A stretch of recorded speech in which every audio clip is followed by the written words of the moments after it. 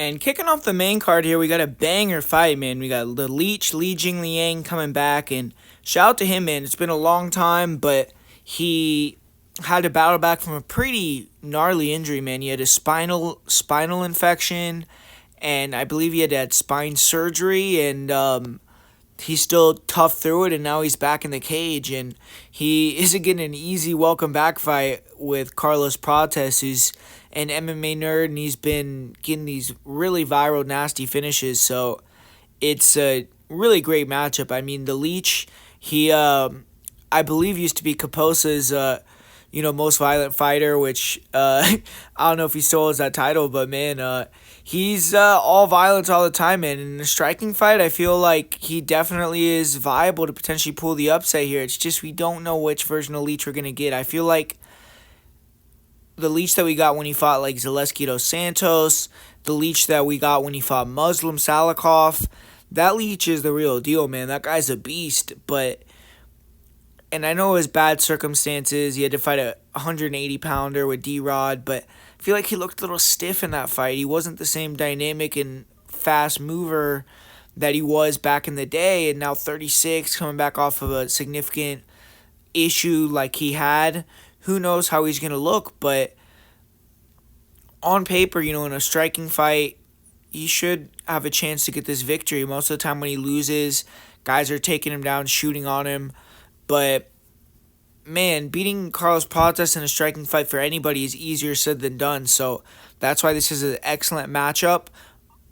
I feel like the Leech, he has a decent style to make this difficult early because he's an awkward striker. He has that Sandu Wushu background, and he's always moving his head off center line. Prates likes to throw a lot of those straight punches, those knees up the middle, and if the Leech is using that head movement to get off center line and kind of avoiding that, coming over the top with those big hooks, man, you can't get hit too much by the Leech with those big looping strikes that he throws over the top, and he's so fast, closing the distance with it.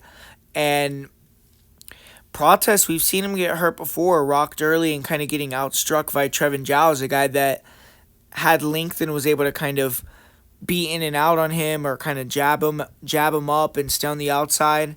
Prates kind of relies on guys making that mistake, overcommitting, and then he'll land those nasty knees to the body, to the head. You'll land counter crosses, counter uppercuts, counter elbows. I mean, he's a dynamic guy with a lot of finishing techniques, but usually it depends on guys overcommitting and kind of making a mistake and coming to him, or him getting the confidence, kind of getting the read on what his opponent's doing, walking them down, feigning them, being aggressive, and then pulling them into a mistake that way. So I think if the Leech comes in really on point and he's moving well, he's super explosive early on, he's going to have a chance to catch Prates and maybe hand him his first L in the UFC. But just with everything that we have surrounding the Leech, how the Leech looked in his last fight, I feel like he might really struggle to close that gap on Prates and settle into a fight that isn't optimal for him on the outside, where Prates can kind of find that range, chip away at him with kicks, and get the victory.